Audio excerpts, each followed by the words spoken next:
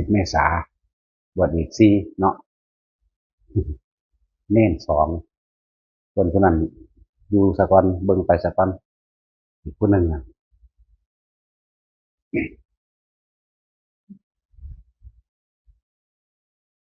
มาแนวใดก็ให้โอกาสทุกคนเด้อ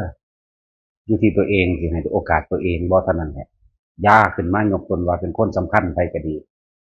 ตัวเฮาเองยังบ่ได้สำคัญตนอีหยังเลยซื่อๆอยู่นะมาแบบใดก็เอาเบิดรับได้เบิดทุกรูปแบบทางบ่เก็บไว้ดอกว่า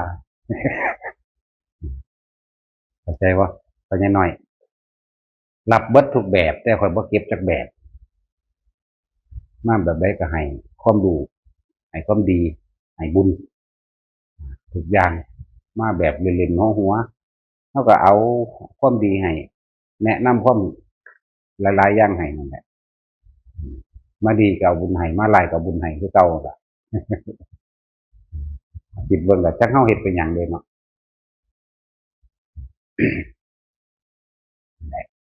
เฮ็ดไปซะมันมีกำลังอยู่ตายแล้วมันบ่ได้เฮ็ดหลายอย่างที่เฮาจะต้องคือว่านั่นแหละ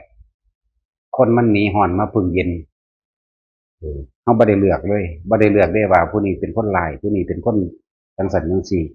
ถ้าเขาดีอยู่แล้วเขาบ่มาดอกเด้อทุกคนที่อยู่ในนี่ทุกๆคนนั่นรวมกันนั่นน่ะถ้าเขาดีแล้วเขาบ่มาเขาหนีร้อนมาพึ่งเย็นเขาหนีบาปมาพึ่งบุญนั่นแหละจังว่าให้ความอบอุ่นกับทุกๆคนบ่เลือกไผบ่เลือกผู้หญิงผู้ชายแล้วก็ขึ้นอยู่กับผู้นั้นว่าสิอยู่นำหมู่ได้บ่นะสำหรับคนที่เข้ามาในนี่พวกเฮาทุกๆคนอยู่ในนี่บ่ว่าหมู่ภิกษุสามเณรทั้งหลายให้ความรู้แก่กันเห็นใจซึ่งกันและกันเพราะว่าทุกๆคนเกิดมาด้วยความบ่รู้บ่แม่นว่ารู้อันที่ว่ารู้นั่นคือหลงทั้งเบิดนั่นแหละเข้าใจว่าตัวเองรู้ก็คือหลงนะแต่จังว่าบางคนก็เข้ามายกตนเป็นคนสำคัญว่าตัวเองเป็นผู้รู้ที่ไหนได้ก็เป็นผู้หลงเลยอยู่น้ำหมู่น้ำพวกบ่ได้ก็มีพวกมาจากหลายๆสถานที่มาบอกให้เฮาฟังว่าเคยอยู่หั่นว่าเคยอยู่นี่รู้จักเบิดนี่คือผู้หลงรู้จักเบิดทุกอย่างสั่นจังซี่อันนั้นควรทำอย่างนั้นอันนี้ควรทำอย่างนี้นั่นล่ะหลง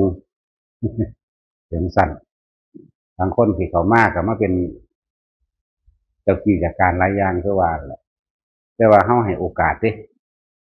แนะนำว่าจังซั่นจังซี่แนะนำว่าบ่ให้แต่อยู่น้ำหมู่ได้เข้าหมู่ได้ก็เป็นอันว่าได้นั่นแหละจังซี่คนที่เข้ามาเรื่อยๆเรื่อยๆเฮ็ดนำก็บ่ทันบางพักสถานที่พักหรือกุฏินั่นแหละเฮ็ดนำก็บ่ทันขยายไปหม้องใหม่เฮาสิได้ขุดเจาะน้ำบาดาลในที่ตรง18ไร่นั่นอีกที่หนึ่งแล้วก็มาเจาะในโซน17ไร่นั่นอีกบ่อที่2แล้วก็โต1 2บวกกันแล้วมันก็เป็น17ไร่คือกันเนาะแม่นบ่ยายศิลป์เจาะอีกเป็น3บ่อเด่น1บ่อ2บ่อ3บ่อบ่อที่4อยู่บ้านห้วยดอนไร่บ่บ้านดอนไร่อีกที่เขาเจ้าบริจาคมาเนี่ยสิได้เจาะน้ำบาดาลไว้รองรับรองรับสำหรับคนที่หนีร้อนมาพึ่งเย็นพวกเฮาอยู่ในนี่อย่าร้อนเด้อคือพวกเฮาอยู่ในนี่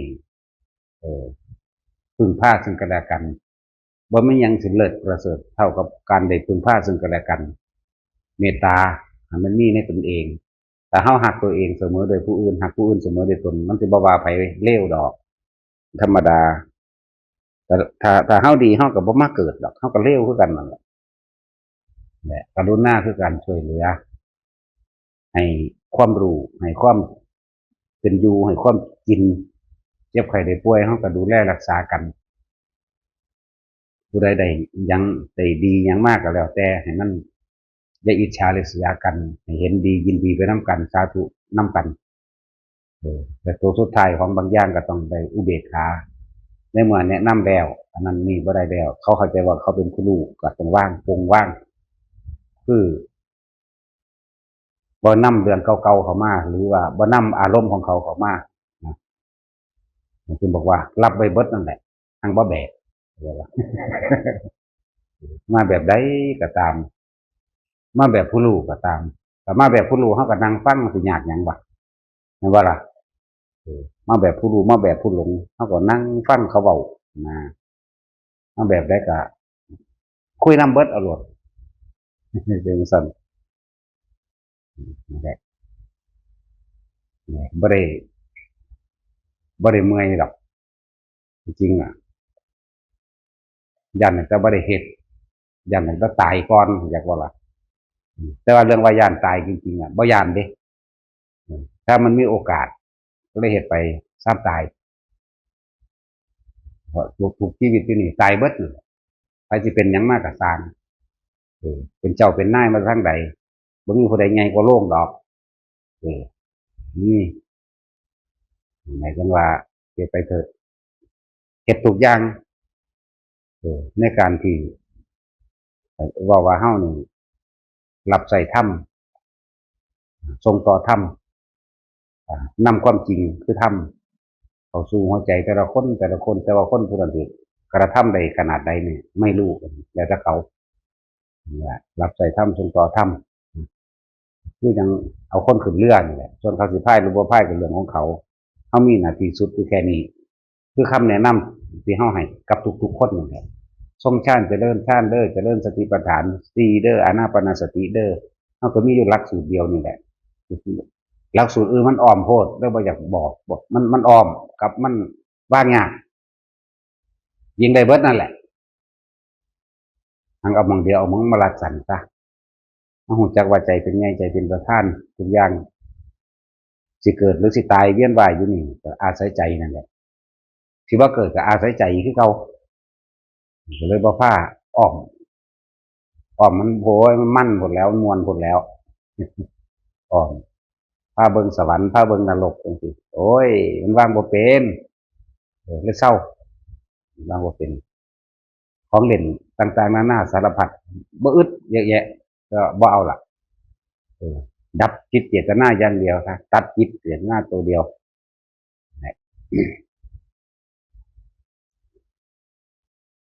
ว่าหมู่ภิกษุสงฆ์คือกันมาแต่ทางใดก็สร้างเฮาต้อนรับกันแต่หมาเฮาบ่อยากให้มันอยู่เฮาก็ยังเอาเข้าให้กินคือเก่าจักแม่นแนวใดเนาะนี่คนแท้ๆนะว่าให้โอกาสกันทุกคนเกิดมาทั้งเบิดนี่บ่มีผู้ใดรู้เด้บ่มีผู้ใดดีเด้แต่ดีมันบ่มาเกิดดอกถ้ารู้มันก็บ่มาเกิดดอกบ่รู้เสมอกันนั่นแหละว่าแต่เฮาพอมีทางให้อยู่ร่วมกันได้โดยมีความสามัคสมานสามัคคีกันหมู่ภิกษุสงฆ์สามเณรก็คุยกันโดยภาวินัยอย่าเอาแนวอุ่นคุยเรื่องโลกมันผ่านมาน่ะเลวทรามมาเบิดทุกคนนั่นแหละใครก็ดีเนาะบ่ได้ว่าดีเด้เลวทรามถ้าเอาภาวินัยเว้ากันมันก็ลงตัวกันเองอันนี้คือหยังนั่นคือหยังผิดหรือถูกจังซี่นะบ่แม่นเอาอารมณ์เด้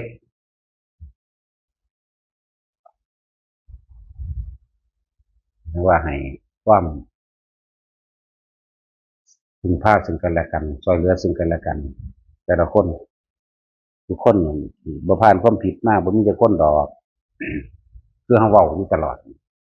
คนที่บ่ถูกนินทาก็บ่มีในโลกคนที่บ่นินทาผู้อื่นก็บ่มีในโลกคือกันอย่าว่าแต่ผู้อื่นบ่ดีหลายเฮาจำเอาแต่ภาษิตว่าคนไม่ถูกนินทาไม่มีในโลกจำเอานี่แสดงว่าเจ้าของดีเนาะคือบ่ว่าคนที่ไม่นินทาผู้อื่นไม่มีในโลกโดยเฉพาะกูนี่แหละคือบ่ว่าเนี่ยเหมือนว่าสั่นกูนี่ล่ะมักนินทาผู้อื่นนี่วางสิแม่นเนาะอย่าบอกถ้าผู้ภาษิตเดียวหลายเออคนบ่นินทาผู้อื่นบ่มีในโลกดอกเด้อนี่คือเฮานั่นแหละบ่ว่าจะนินทาอย่างเดียวเด้ส่วนมากเฮาบ่ค่อยนินทาดอกเฮาด่าแม่งต่อหน้ารถเว้าต่อหน้ารถนั่นแล้วคนบ่ด่าผู้อื่นก็บ่มีโดยเฉพาะกูนี่แหละโลดกูหังมักกูด่าแม่งโลดจังซั่นด่าแม่มันก่อนเด้เนาะจังด่าพ่อมัน โคตรพ่อโคตรแม่โอ้บ่แม่นไว้ด่าพ่อก่อนโดยจังด่าแม่โคตรพ่อโคตรแม่นะโคตรผัวโคตรเมียโคตรหนังมันนั่นโคตรปู่โคตรย่าโคตรตาโคตรย่ากันด่าบาเออมีพูดถึงว่าเออบ่แม่นว่าคนอื่นๆสิมานินทาแต่เฮานั่นแหละเป็นผู้นินทาผู้อื่นอยากว่าล่ะเนาะแม่นว่าเอาเออเห็นว่าพอเล็กแม่น้อยเออพวกเจ้าก็เว้าพื้นกันซะก่อนจังมานี่เออตอนนี้รถนี่แหละร่วมตัวกันเข้าบ่แม่นหยังเด้ร่วมตัวกันเข้าเว้าพื้นแต่ผู้อื่นบัดนี้สิไปว่าคนไม่ถูกนินทาไม่มีในโลกแบบนั้นสูทำใจเฮาว่าเด้เจ้าของเว้าให้เขาเองเด้เนาะแหละ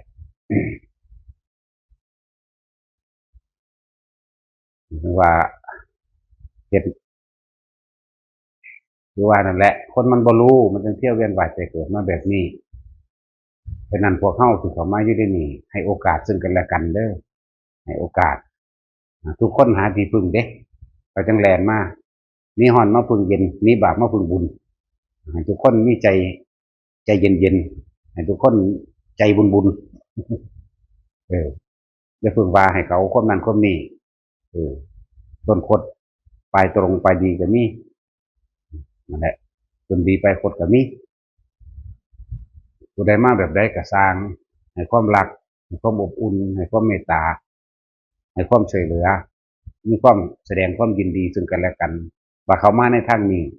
ดีก็เขาผิดแล้วเออเมื่อบ่มีผู้ใดให้ที่พึ่งเป็นมหาโจรใหญ่ฆ่าคนไปเลยก็มีเด้นั่นแหละองคุลิมานเพิ่นก็พระพุทธเจ้าว่าให้โอกาสเนี่ยเพิ่นก็อาจสิฆ่าไปเลยก็ได้เห็นบ่ล่ะโจรข้าวแดงก็อาศัยธรรมะพุทธเจ้าได้กันกลับกลายเป็นโจรลูกศิษย์พระสิลูกศิษย์สามเณรสังกิจจะ500โจรเพิ่นก็ยังให้โอกาสได้เบิ่งดูพวกนี้บ่ทันได้โจรปานใดดอกหลายๆคนที่เข้ามาอกหักผิดหวังด้วยโชคหรือไอ้ชะตาชีวิตที่เขาไปอยู่ในประเทศอันบ่สมควรหรือสถานที่อันบ่สมควรนั่นแหละมันเป็นอาปาติรูปเทศวาโสจักอยู่ในสถานที่อันไม่ควรสังคมบีบจังซี่มันดีตัวมันคิดได้หลายๆคนติดยามาหลายๆคนได้โอกาสออกจากคุกมาจังซี่แบบนี้มาปรับปรุงตัวเองลองมาอยู่ในวงแวดล้อมที่มันมีความอบอุ่นวงแวดล้อมที่มันมีแต่ความเมตตากรุณามุทิตาซึ่งกันและกันนะ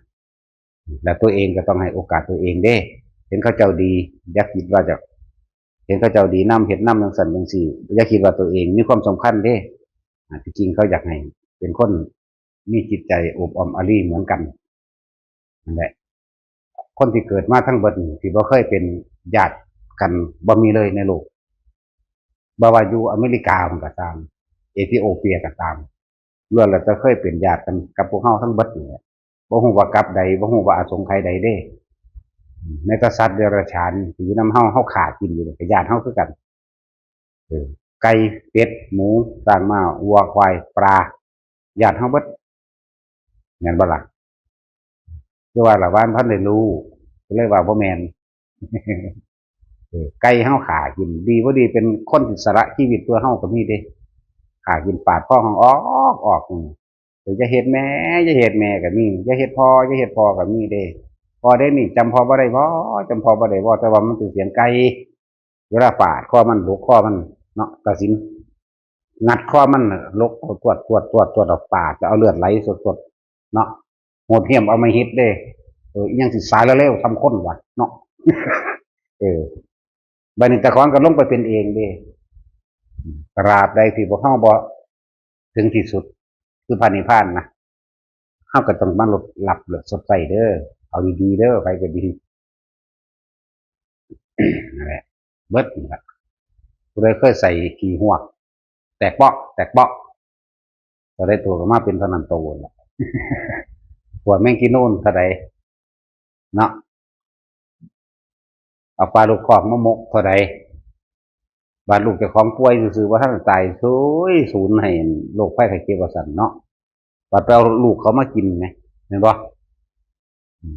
หรือว่าเรื่องคนโบราณตะกี้คือรุ่น50 รุ่น50ขึ้นนี่เนาะแต่เฮาขุดหนูซิ่งเนาะพี่เนาะเอาลูกแดงๆมันมากี้ใส่ไฟเด้บัดลูกตะของแดงๆมันคือหักแค่เดี๋ยวนี้เนาะก็บ่กี้ใส่ไฟกินนะ เป็นสั่นแหละขวดหมูซิ่งเจ้าเคยบ่ไปเล็กไปน้อยคือกินหนูซิ่งบ่หนูซิ่งแดงๆนะมันเออก็เคยตัวมันจังบอกได้ว่ามันนะมันแสบนะเนาะแมงมันมื้อนี่เน็บอะไรความบ่รู้ของพวกเฮาแต่ว่าพวกเฮานี่รัดสั่นเอาเด้อใครก็สั่นทุกอย่างถ้ามันเกิดจากจิตเฮาฮู้จักแล้วว่าเกิดจากความคิดทุกสิ่งทุกอย่างอาศัยความคิดความคิดเป็นไงความคิดเป็นประธานเด้ก่อนที่เฮ็ดหยังก็ช่างต้องมีความคิดไปซะก่อนเด้เฮ็ดจังได๋เฮาสิหยุดความคิดได้ในความคิดที่ในความอยากได้และอยากเป็นนะต้องแยกแยะให้มันเป็นบางคนมันถามแง่ๆมาแต่คนบ้าบ่มีความคิดบรรลุได้บ่ซั่นมึงไปเป็นบ้าซะก่อนได้หรือบ่ได้ก็ดีเฮาก็ตอบแบบนั้นคือกันเออคำว่าสติเนี่ยมันบ่รู้จักบ่เนาะมาถามอีหยังแนวนั้นสติแปลว่าความระลึกนึกได้ในความผิดความถูกเด้สตินั่นน่ะตัวสำคัญมันมันบ่แล่นไปก่อเกิดอารมณ์บ่ได้หรือเอิ้นความคิดก็ได้ความคิดในกระสร้างที่บ่มีอารมณ์ในความรู้สึกในความพอใจตัวเดียวขาดสิ้นหมดเลยตัวนั้นต่างหากที่ว่าหยุดคิดมันบ่แม่นว่ามันบ่คิดมันคิดอยู่เออแม้นแล้วพวกว่าเป็นพระอรหันต์ที่เว้าหาโคตรพ่อโคตรแมงเนาะกูก็บ่เป็นดอกว่ากูเว้า มันบ่แม่นว่าบ่แม่นคนแบบบ่คิดหยังแบบนั้นเด้ที่แรกก็หาอาศัยวิธีนี้ซะก่อนตัวเออคิดอยู่หังบ่แม่นในความอยากได้กับอยากเป็นมันจบแล้วแม้แต่พระอรหันต์ก็บ่เป็นไงบ่อยากเป็นไงแม้แต่นิพพานก็ยังบ่อยากไปนี่ไงนี่ไงเออมันสลืออยู่ของมันจืดสนิทแบบนั้นไงโอ้เนาะคือว่าแล้วว่าเขาบ่รู้ก็เฮาศูนย์ใส่บ่ได้เฮาศูนย์จะตายอย่างเดียวเด้สิเว้าจังซี่ถ้าเวลามันโมโหดึงกลับมาเบิ่งเจ้าของตัวเด้อกูเรียกตัวสูดอกเออเวลาอันสูโมโหให้กูเว้าบ่ม่วนเบิ่งพฤติกรรมแล้วกูสูบยาจังซี่กูก็ไปหาผู้ว่าสูบยาก็คือว่าเบิ่งกูแมงบ่เนาะกดพอกดแมงบ่บอกกดปูกดยางบ่บอกเนาะดู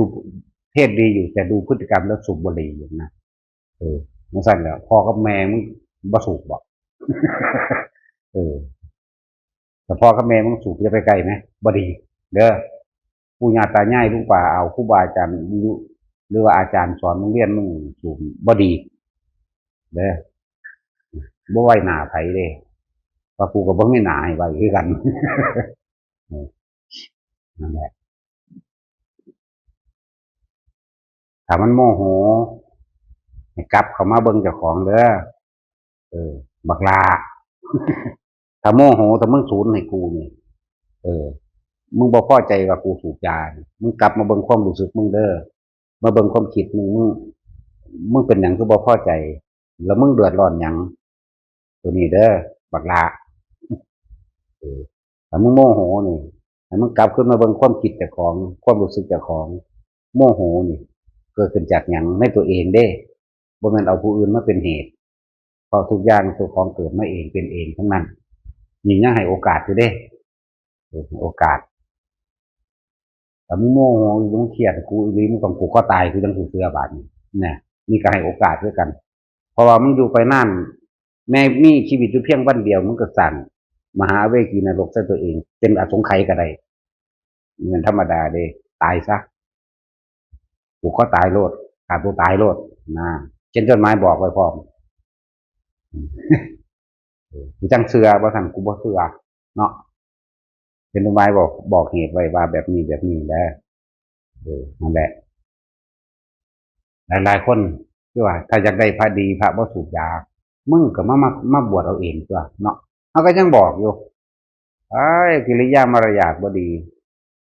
บอกบ่ดีบอกบ่มวนบอกคำหยาบเนาะ มันเป็นจังไดมึงกินสีกเบิ่งขึ้นหนังงัวหรอวะมึงกีหนังงัวดึงเบิ่งเนาะเห็นบ่ซั่นกูบ่เห็นว่าคำใดสิหยาบเลย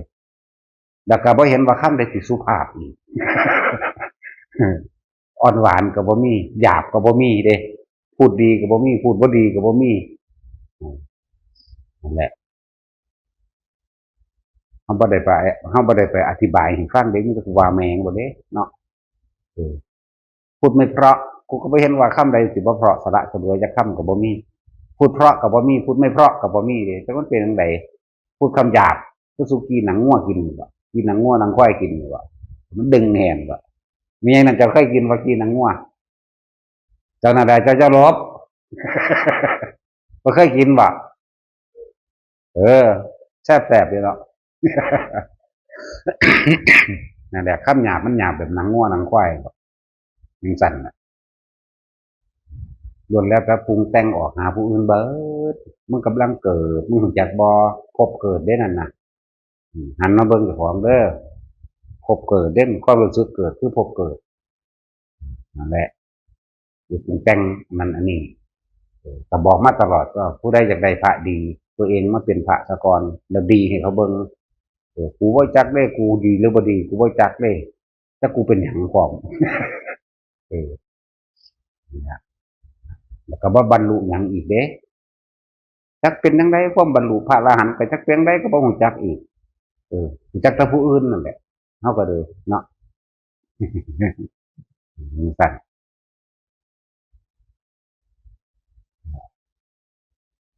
ว่าทุกๆคนหันมาเบิ่งตัวเองเบิดเด้อไผก็ดีเฮารู้จักเคล็ดลับมันแล้วทุกอย่างเกิดจากความคิดแม่นบ่เป็นหยังคือเฮาบ่พยายามบังคับความคิดเจ้าของให้มาอยู่กับลมให้มันได้นะเวลาใดก็สร้างที่เฮาอยู่กับลมหายใจได้นี่นะมันบ่ไปคิดนึกปรุงแต่งในความอยากได้อยากเป็นนี่นะอารมณ์มันเกิดบ่ได้นี่แม้ภพมันดับไหมแล้วมันก็สิไหลลึกเข้าไปสู่การเห็นความคิดของเจ้าของก็ยังบ่เที่ยงสิไปว่าภาษาอิหยังกับแนวอื่นนะแต่ความคิดก็บ่เที่ยงความสงบก็ยังบ่เที่ยงเด้ธรรมดาเด้เออความสงบก็บ่เอาบ่สงบก็บ่เอาพุทธะธรรมดาบ่ปล่อยผ่านทั้งเบิดเลยมันมีแต่รู้กับรู้สงบเป็นแบบนี้ก็บ่เอาอยากบ่ล่ะเวลาคนทำสมาธิทั้งหลายมันจิตสงบแบบบ่อยากได้ยินเสียงหยังบ่อยาก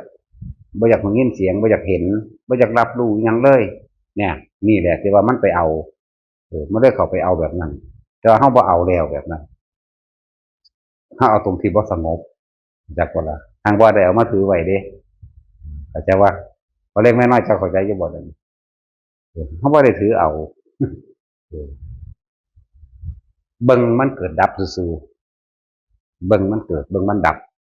ความคิดนี่แหละบ่ได้เบิ่งแนวอื่นเด้อันแนวอื่นน่ะมันปล่อยแล้วล่ะมันฮู้แล้วคนอยู่ในนี่เกิดมาตายเบิดหมูหมากระไก่เกิดมาตายเบิดต้นไม้เกิดมาตายเบิดดวงอาทิตย์เกิดขึ้นมาตกเนาะนั่นบ่คนป่วยรักษากันไปก็รักษาไปตายเห็นบ่สัตว์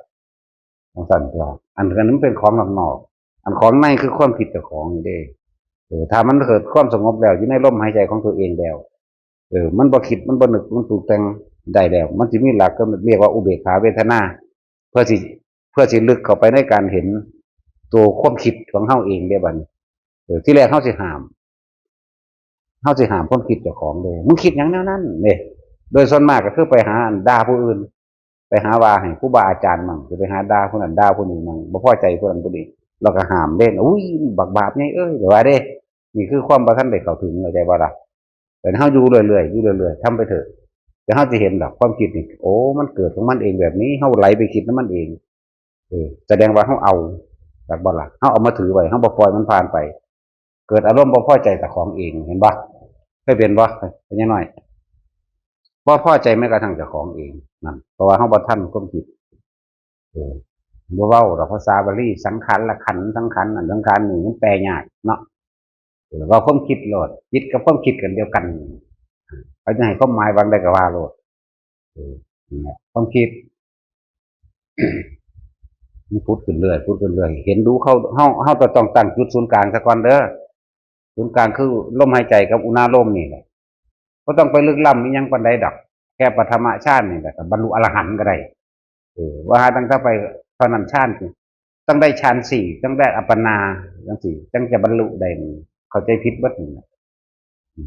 เข้าใจผิดเบิดพวกนั้นนะพวกเขาจะยืนฟังธรรมแล้วบรรลุอรหันต์มันได้อัปปญังจังซั่นน่ะเนาะพวกเขาจะยืนฟังธรรมพูดในครั้งสมัยพุทธกาลเข้าฌานอยู่บ่ก็บ่เข้าด้วยล่ะฟังไปฟังมาน่ะแค่ทำความเห็นตรงมันก็ไปได้แล้วจักบ่ล่ะสัมมาทิฏฐิตัวเดียวนั่นแหละ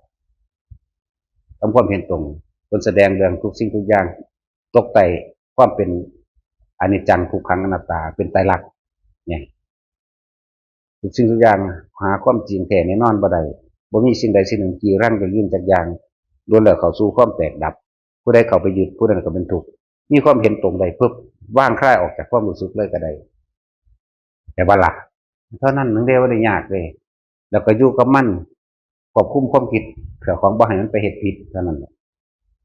อยู่กับเป็นอยู่ในปัจจุบันนะปกติได้บัดฟังดีๆคำว่าปัจจุบันแม่นเฮาสิเฮ็ดงานอยู่กับช่างแต่ความคิดของเฮาบ่ได้แล่นพุ่นแล่นพี่จักบ่ความคิดบ่ได้คิดถึงบุคคลในอดีตบ่ได้คิดถึงผู้อื่นเลยนี่แหมบ่คิดถึงผู้อื่นเลยแม้มันจะเกิดพุทธขึ้นมาก็สั่งแต่ในนั้นคือบ่อยากให้ได้บ่อยากให้เป็นไหมเข้าใจบ่นี่เฮาเฮ็ดงานงอกๆบางทีก็มันก็คิดผู้นั้นรูปร่างหน้าตาผู้นั้นปุ๊บขึ้นมาเขาก็รู้ไว้ซื่อๆมันก็ดับไปคิดเรื่องบ้านเกิดขึ้นมามันก็ดับไปถ้าเพราะว่าเขาบ่ปรุงแต่งต่อเรื่องหมาเลี้ยงสัตว์เลี้ยงพูดขึ้นมาถ้าเขาบ่ปรุงแต่งต่อมันก็ดับไปมันเป็นจังซั่นของมันเด้อยากจะว่าทุกคนน่ะอยู่ในตัวนี้ซะก่อนลมหายใจนี่กับจุดอุณาโลมนี่ปฐมฌานวิตกวิจารปิติสุขอุบายนี่หมายเอาเรื่องของฌานบ่ทันได้แม่นเรื่องตรึกเรื่องนึกเรื่องตรองอีหยังแหละอยู่จังสี่สะก่อนมันสิค่อยเห็นเข้าไปเรื่อยดอกเห็นตะคองนั่นแหละบ่ได้เห็นผู้อื่นดอกแค่ปฐมฌานง่ายๆแล้วบัดนี้ทำงานเฮาก็อยู่ต่อหน้างานเฮานี่แหละสติรู้ในปัจจุบันเด้นี่เป็นหยังอยู่นี่ทำงานนี่ล้างถ้วยก็คือล้างถ้วยอยู่นี่ความคิดบ่ไปหาผู้อื่นพอคิดออกบ่นี่เล็กมาน้อยคิดออกบ่พวกเจ้าขายของคนหยังมาเจ้าก็เห็นคนหยังมามันหยังน้อเจ้าก็ถามกันแม่นบ่ถามกันตอนมาหยังน้อเอาหยังน้ออยากได้หยังน้อ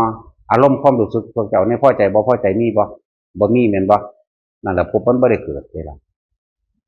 อยากได้หยังน้อมาหยังน้อสิหรือเอิ้นกันเอารถก็มาจอดที่เด้อมาจอดที่เด้อสิเนี่ยในคำบอกในคำคิดตัวนี้มันบ่มีอารมณ์ปนพบก็บ่เกิดนี่เอิ้นว่ารู้ปัจจุบันณขณะสิไปเฮาไปฟังอธิษฐานการงานเป็นผู้มีสติรู้การงานเฉพาะหน้าอุ้ยแค่นี้นึงอันเว้าไว้ให้ฟังเมื่อกี้นี่เด้อ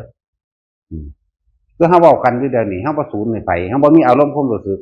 พอใจก็บ่พอใจมันบ่มีนี่มันดับประเด็นเว้าอยู่นี่ก็เว้าบ่ได้ฮักไผจักคนไปอยู่นี่ก็เลยเนาะแต่ว่าฮักแล้วมันก็บ่ซังนั่นแหละนี่แม่เรียกว่าคือจุดเฉพาะหน้านี่เฮาการงานตรงหน้านี่ก็สิเว้านี่เป็นผู้มีสติในปัจจุบันขณะนี่คือปัจจุบันขณะเฮาเดี๋ยวเบิ่งคนนั้นเดี๋ยวเบิ่งคนนี้เอิ้นคนนั้นด่าคนนี้เฮาบ่ได้มีอารมณ์เด้ล่ะนั่นแหละมันดับแล้วพบดับแล้วเพราะนั้นทำความเข้าใจดีๆเด้อพวกไปฮดต้นไม้ก็คือกันฮ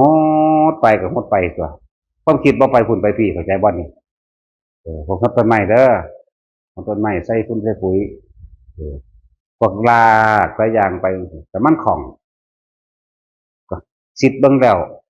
มันบ่ออกก็ย่างไปโพดนี่คืออารมณ์มันก็เกิดบ่ได้แม่นบ่แต่ตึงๆโอ้ยหีแม่มึงเอ้ยนั่นเกิดแล้วเด้อเอาดีๆเด้อพวกนี้เด้อดึงสายยางจนขาดก็มีเด้ปานนั้นว่ามาปฏิบัติธรรมทรงอารมณ์เหมือนกันเนาะ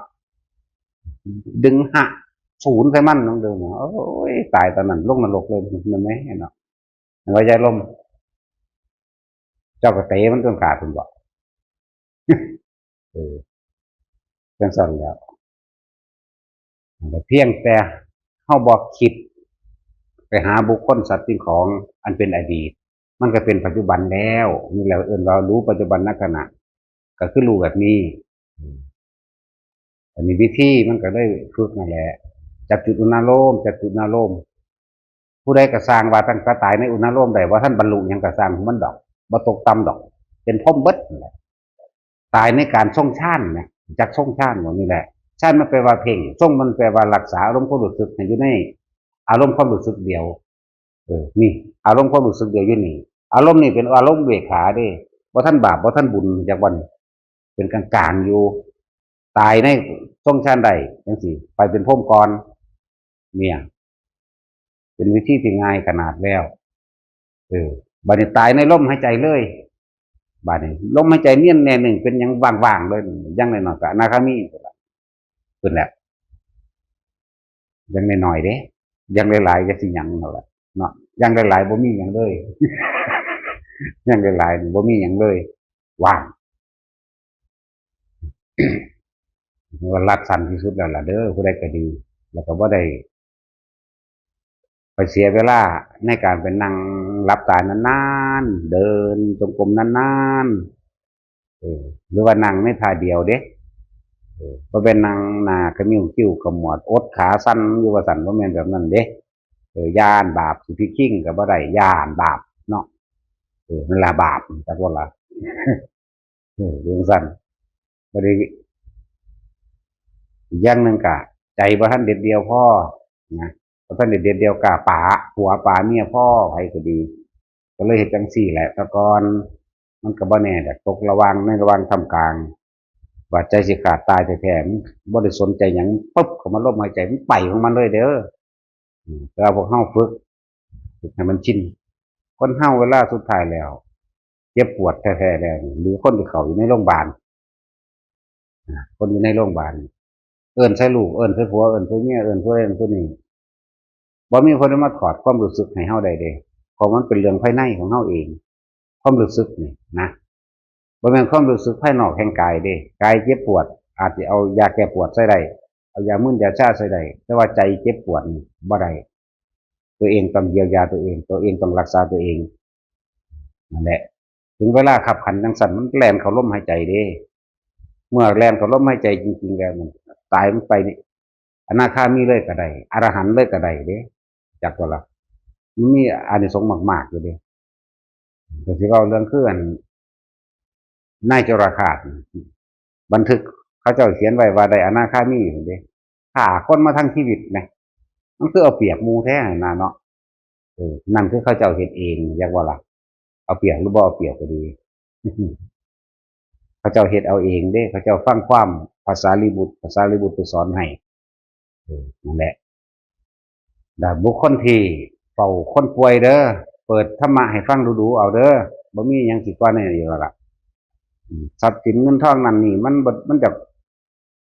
มันเนี่ยนึกถึงมันก็เฮ็ดหยังบ่ได้แล้วล่ะถ้าได้ฟังธรรมะแล้วมันสิหันเข้ามาหาความจริงในตัวเองดอกความจริงที่ตัวเองก็บ่รู้นั่นแหละที่แรกมันท่านได้รู้ความจริงว่าเจ้าของสิตายหรือบ่ตายนั่นนะเออ เนี่ยว่าหน้ากูให้กูรถกูบ้านกูท่องกูเงินกูจังสันจังสี่คิดไปแต่ได้ฟังธรรมะแล้วมันจะหมุนเข้ามาให้ความใส่ใจตัวนี้ดอกว่ามีเงินแสนเงินล้านก็บ่มีความหมายหากร่างกายบ่แข็งแรงนั่นบ่พวกเจ้าว่าเอาแม่เป็นอัมพาตจะข้อแงแงอยู่กองท่องกองเงินพวกเจ้าจะว่ามีความหมายอยู่บ่เนาะมันสั้นแล้วเดี๋ยวธรรมะให้ฟังดูเอาธรรมะไผก็ได้ดอกว่าต่างๆสอนอริยสัจสี่สอนอนิจจังทุกขังอนัตตาสอนให้เห็นเหตุเห็นถูกเห็นเหตุถูกเห็นวิธีดับถูกและถูกดับไปไผก็แสดงยังก็เปิดให้ฟังโลดหลายคนดอกฟังธรรมะตายนะหลายอยู่บ่แม่นตายแล้วจังฟังเด้บางคนเอาคนตายเราไปเปิดใจนั่นน่ะแล้วว่าผิวมันอ่อนมันนิ่มแรงกระแทกซื่อๆเด้เข้าใจบ่ล่ะคือเขาเอามาโฆษณากันนั่นน่ะจิตสุดท้ายความสุดท้ายของคนมันจับอยู่หม้องใดความคิดสุดท้ายนี่มันไปคิดถึงไผเมื่อคิดถึงก็ต้องมีอารมณ์เข้าใจบ่ล่ะคนที่บ่ได้ฟังธรรมเห็นบ่คนที่บ่ฟังธรรมศาสดานี่เมื่อคิดถึงบุคคลผู้นั้นมันต้องมีอารมณ์เป็นห่วงเป็นใยหึงหวงหยังก็ว่าไปเนี่ยเข้าใจบ่ล่ะนี่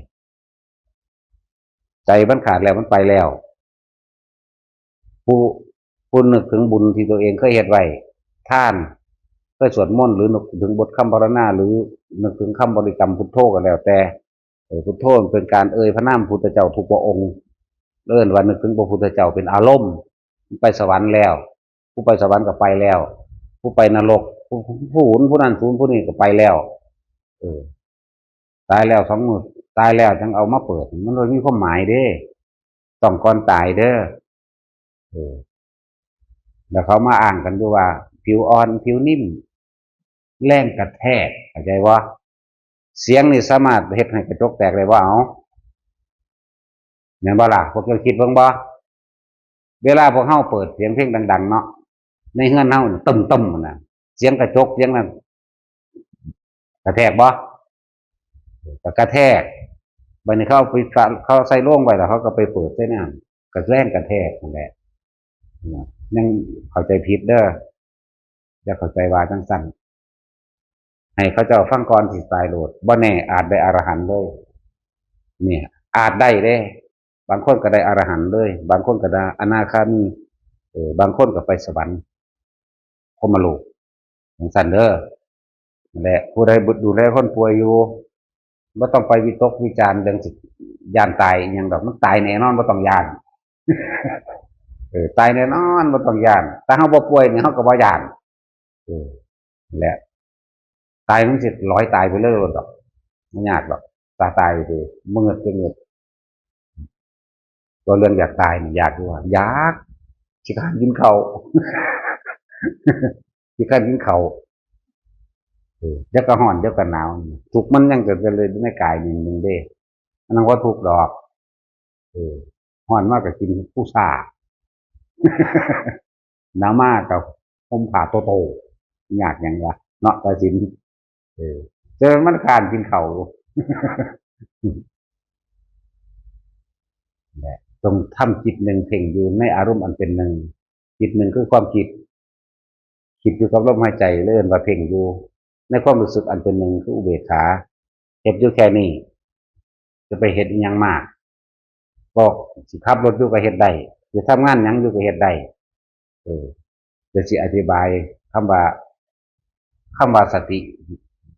คำว่าสติรู้ปัจจุบันสติหรือสตินี่คือลมหายใจเขาออกหรือสตินี่คืออยู่อุณาโลมเป็นชั้นที่2แล้วหรือสตินี่อยู่ในการงานตรงหน้า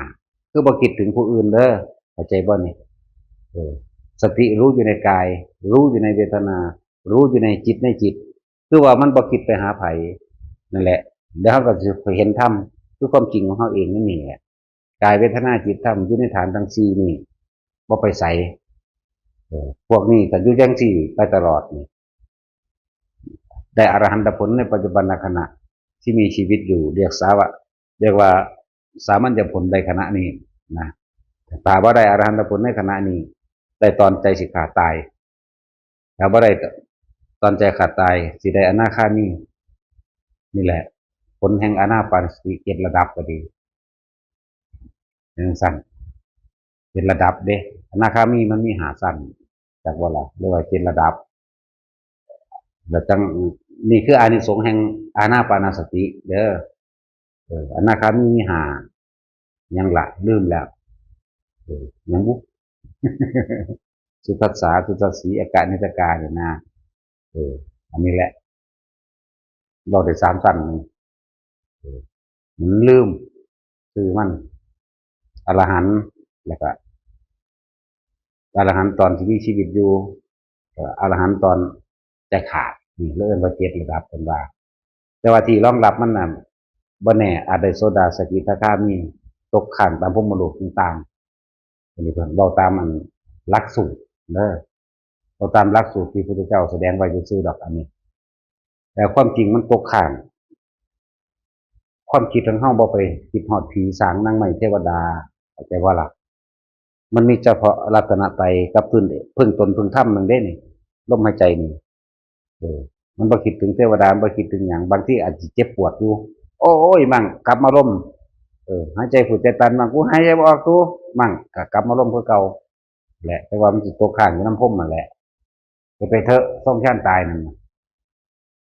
ไปวิธีที่ง่ายแล้วไผก็ดีมาฝึกเอาเงินซื้อบ่ได้เด้แนวมื้อนี้ มันสื่อว่าอะไรเฮาฝึกให้รู้สึกได้ในตัวเองก็ละเมื่อทุกคนได้เริ่มต้นเป็นแล้วเรียกว่าปลูกโพธิปลูกโพธิจากบ่ละโพธิปักกิยธรรม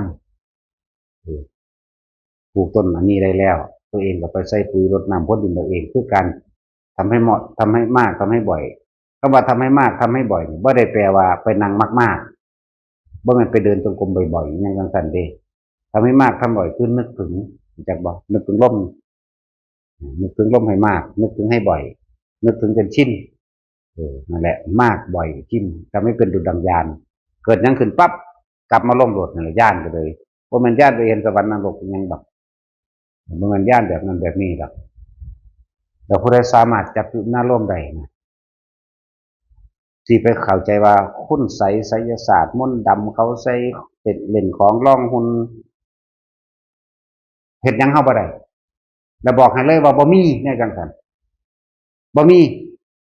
เด้อผู้ใดเข้าใจว่าเขาใส่กูจังซั่นเขาใส่ของกูจังซี่คิดเบิ่งแน่เจ้าของสำคัญปานใดรวยเพราะเขาสิไปใส่ของอยู่บ่ถ้ามันใส่ได้มันมีได้อีหลีกูก็ไปใส่พูดแล้วพวกกันรวยๆพูดแล้วเนาะอีลอนมัสก์พูดแล้วบ่ใส่เอาผู้จังซั่นเด้กูบ่ใส่เอาเด้หน้าดำหน้าแหลวตอดเนาะกินป่นกบซ่อนหัวกินหาหน่อไม้ลักหน่อไม้ไม่กินอยู่เพราะนั่นก็สิกูไปใส่เอาหยังแม่นบ่ล่ะอีหลีนี่แหละมันยังฝนตกมากก็ไปหาไข่แมงดาอยู่นี่แหมขัวอีปูกินป่นปูกินอยู่เก็บเฮ็ดกินอยู่นี่แหมจักกูสิไปใส่หยังก็จังซั่นถ้ามันมีจริงจักบ่ล่ะมันบ่มีจริงมันเป็นความคิดของคนในความเชื่อกับความจริงคนละอย่างเด้แต่มันมีจริงคนสั่งเฮาค่ะคือหยังนี่เนาะเขาก็ใส่เฮาตัวปานนี่แหมเพราะท่านสิว่ามาใส่กูในเถินมาใส่กูในเถินแหละเนาะผู้ใดมีพระเล่งคิดกับเพ่งมาใส่กูนี่แต่ผู้กองดาบใส่จังซั่นอีหลีนั่นแหละแม่นบ่ล่ะครับเดี๋ยวจะเข้าใจว่าเขาสิใส่แต่ว่าจักสิใส่ไปหยังนะอีใดก็เลยแต่ว่าเฮาใส่เนาะผู้ใดเข้ามาก็ย่านว่าเฮาใส่เอาหัวซานโอ้ยน่ะเมื่อทองคำป้อนเมียมึงบอกกูต้องสิอยากได้เนาะอุ้ยเห็นกระหมกปลาซิ่วแน่คนปลาเข็งแน่นั่นเด้ล่ะทั้งเทื่อก็ซื้อที่โฟมมาหวยกันกินอยู่เนาะร้อยน้อยๆพอแก้วรวยๆก็เขาก็เห็นไว้พอแก้วทอดทองคำกินได้ล่ะเนาะไปกินข้าวกับเผ็ดล่ะตำหุงเพราะนั่นแหละทั้งกี่ที่สำรวมอีกเนาะมีสั่นเด้อจะเข้าใจว่ามันมีจริงมันมานำความคิดพวกเจ้าแต่ว่ามันบ่แม่นมาแบบมีจริงมาเด้จักบ่พวกเจ้าสิหลงง่ายในตัวนั้นเลยคิดกังวลเลยบ่กล้าสิเฮ็ดอีหยังเลยย่านคนที่เข้าใจว่าคนมันเป็นหมอผีเป็นหมอธรรมนี่จะกูตีนทำมันน่ะแหละสิไปมีอีหยังมันบ่แม่นเด้อบ่มีดอกมาใส่กูนี่เด้อมาใส่กูโลดเนี่ยถ้าเขาก็กลุ่มใส่ยุงสั้นเขาเข้าใจเขาเชื่อว่ามันมีเอ้าคือบ่เป็นหยังเขาว่าก็มันบ่แม่นก็มันบ่มีเด้อนั่นแหละแต่เขาสิใส่เอาหยังมันว่าท่านอยู่ซื่อๆก็สิไปใส่เอาแต่ว่าพวกงามว่าโอ้ยแต่มันมีอีหลีกูไปใส่เอาพวกนางงามจักรวาลพุ่นแล้วเนาะแม่นบ่ล่ะไปเฮาดาราประเทศนั้นประเทศนี้พุ่นแล้วถ้ามันมีเนี่ยสิมาใส่หยังหน้าเราออดๆแปดอยู่ฮ้อนจังสิอยากกินของหวานก็ไปหาเก็บหมักเล็บแมวกินแม่นว่าซั่นผลไม้อย่างดี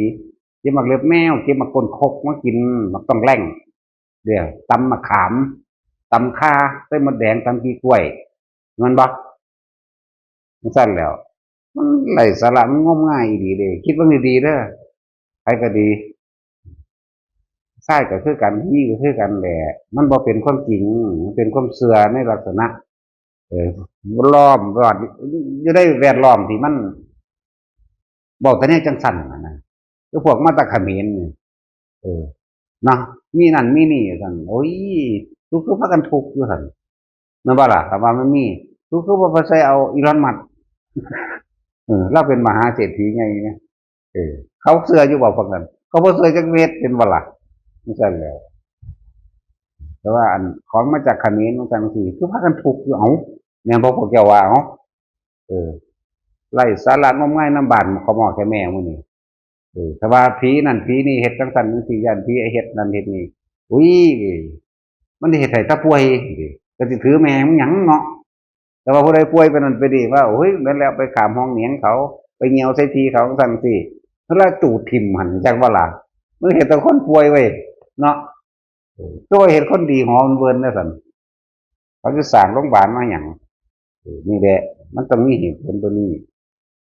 มันก็เป็นจริงดอกเลยยังก็เลยผู้ใดตายแล้วก็เป็นไปตามจิตสุดท้ายความคิดอารมณ์ความรู้สึกสุดท้ายที่คิดถึง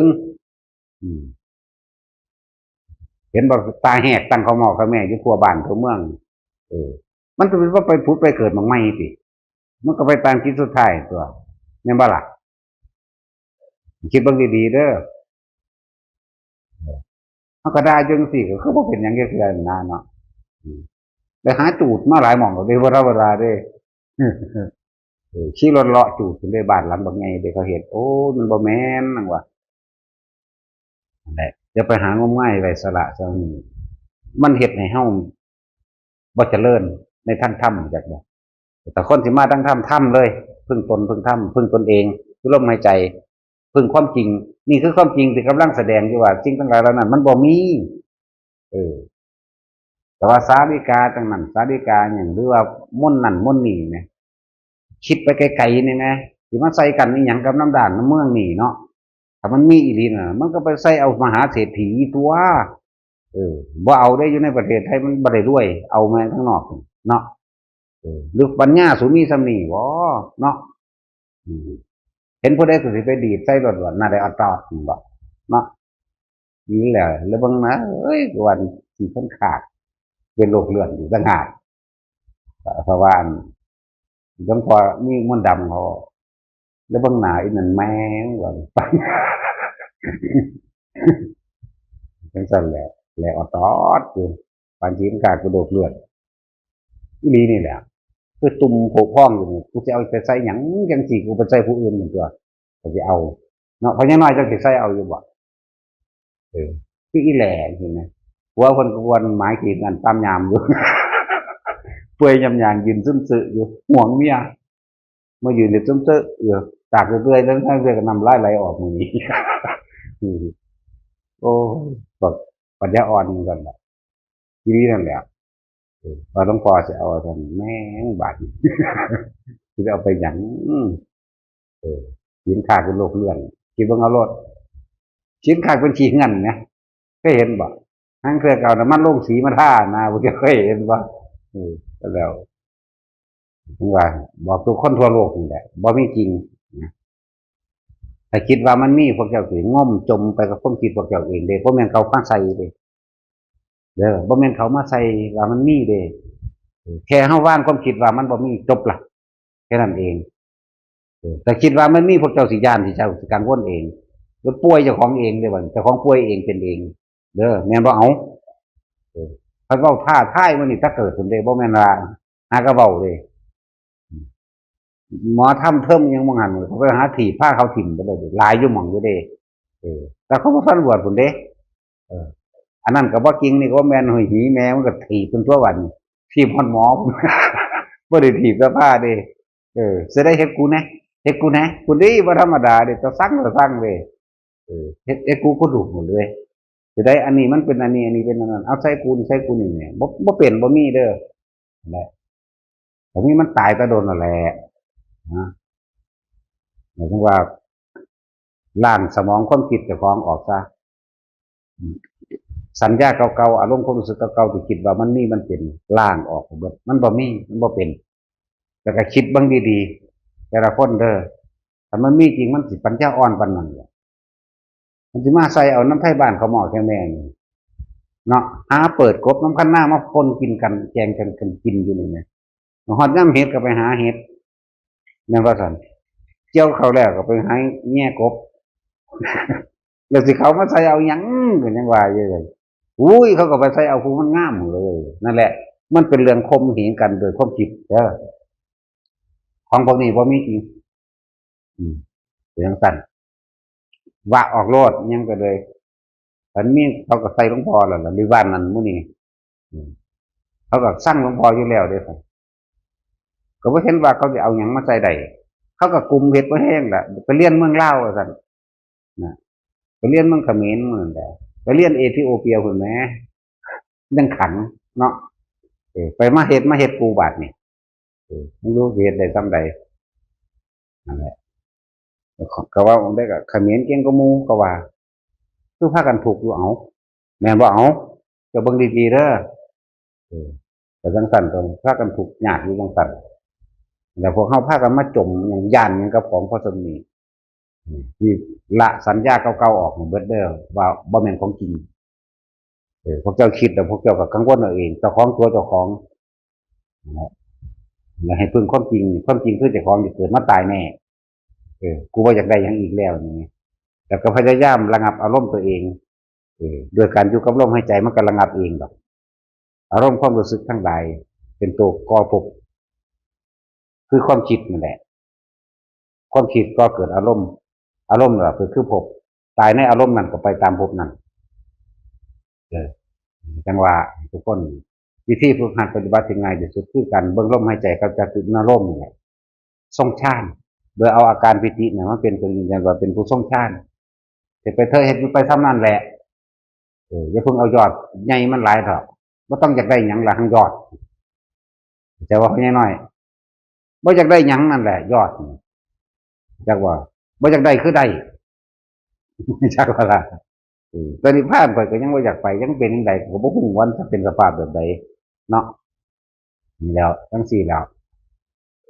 นี่ก็ถ้าพอมีแห้งมีกำลังอยู่คนมันหนีฮ้อนมาพึ่งเย็นหนีบาปมาพึ่งบุญจึงบอกว่ามาลายก็สร้างมาดีก็สร้างกลัวบุญให้คือเก่ามาเล่นๆหัวก็อธิบายให้เขาฟังนั่นแหละเนาะสมน้ำหน้ามันผู้ใดบอกมันเกิดอาจารย์อีลีนั่นแหละ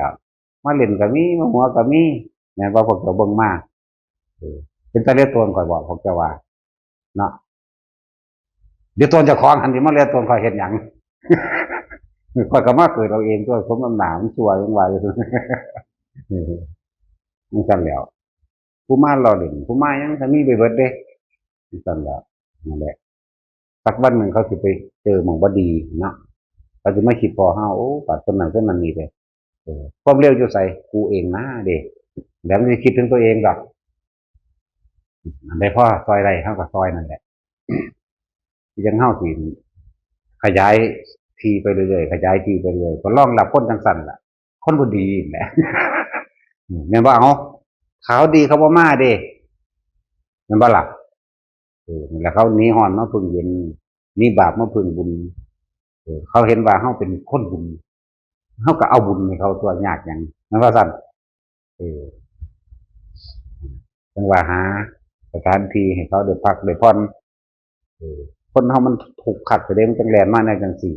ถ้าบ่สุดบ่มาเด้เนาะยากอยู่เด้คนที่มีความสุขแล่นมายากอยู่เด้นั่นแหละเพิ่นสิบอกว่าผู้ใดเห็นทุกข์ผู้นั้นเห็นธรรมผู้ใดเห็นธรรมผู้นั้นจังเห็นพระพุทธเจ้าอยากบ่ล่ะจังซั่นก็เอาสมาทาน